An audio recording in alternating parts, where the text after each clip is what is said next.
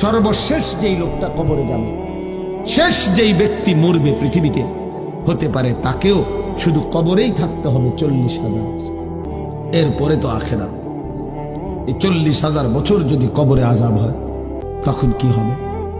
এবার ভেবে দেখেন, এখন যারা কবরে যাচ্ছে, নূহ আলাইহিস সালামের জামানায় যারা মারা গেছে, ইব্রাহিম আলাইহিস সালামের জামানায় যারা মারা গেছে, নবীজি সাল্লাল্লাহু আলাইহি সাল্লাম তো 1,500 বছর আগে ইন্তেকাল করছেন, 1450 বছর আগে।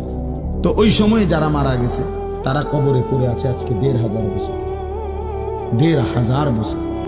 তাহলে নূহ আলাইহিস সালামের জাতি কত বছর থেকে পড়ে আছে? কোথায় নূহ নবী, কোথায় আমাদের নবী? কত ব্যবধান! শুধুমাত্র কবরের বিষয়টাই তো সাংঘাতিক। আখিরাত তো পুরো। শেষ ব্যক্তিটাও যদি কবরে থাকতে হয় 40,000 বছর, তো এখনকার মানুষগুলো আছে কত কাল ধরে।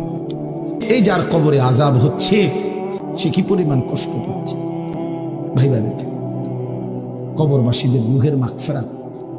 আরে ভাইয়া, একবার চোখ বন্ধ করে 1 সেকেন্ড ভাবেন, আজ আমরা যাদের রূহের মাগফিরাত কামনা করলাম, এই 20 বছরের ব্যবধানে, 30 বছরের ব্যবধানে, 10 বছরের ব্যবধানে, 50 বছরের ব্যবধানে আবার এর পরের লোকেরা আমাদের রূহের মাগফিরাত কামনা।